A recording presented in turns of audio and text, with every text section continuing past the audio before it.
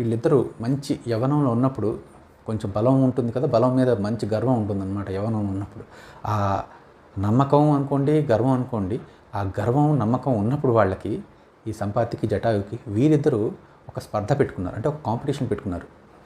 ఎవరు చాలా ఎత్తుకు ఎగరగలుగుతారు వీరిద్దరిలో అని వాళ్ళిద్దరి మధ్య జరిగిన కాంపిటీషన్. సో ఒకరికి మించి ఒకరు పైకి ఎగురుదామని ప్రయత్నిస్తూ ఉన్నారు. ఆ ప్రయత్నించి వాళ్ళు చాలా పైకి ఎగిరిపోయిన తర్వాత సూర్యుడి వేడి చాలా గట్టిగా తాపం వాళ్ళకి తగులుతూ ఉంటుంది.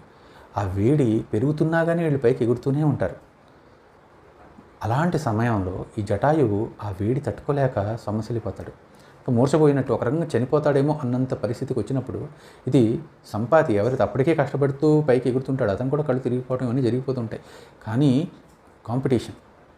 ఆ కాంపిటీషన్లో ఉన్నప్పుడు తమ్ముడితోన కాంపిటీషన్, పక్కన ఇంకొకరితోన కాంపిటీషన్ అనేది కాదు. సో కాంపిటీషన్లో ఉన్నాను కాబట్టి అవన్నీ గమనించకుండా ఎగురుతూ ఉంటాడు. కానీ పైకి ఎగురుతూ ఒకసారి తన తమ్ముడి కేసు చూస్తాడు. తన తమ్ముడి పరిస్థితి చాలా దయనీయంగా ఉంటుంది. అప్పుడు సంపాతికి ఒక ఆలోచన వచ్చి తన తమ్ముడిని కాపాడదాం అని చెప్పే ఆలోచనతో జటాయు దగ్గరికి వచ్చి తన రెక్కలతో ఆ వేడి తగలకుండా తన రెక్కల్ని అడ్డుగా పెడతాడు. ఆ వేడికి సంపాతి రెక్కలు కాలిపోతాయి. ఇద్దరు అన్నదమ్ములు కూడా పైనుంచి కిందకి పడిపోతారు. ఒకరు ఒక దగ్గరికి పడతారు, ఇంకొకరు ఇంకొక దగ్గరికి.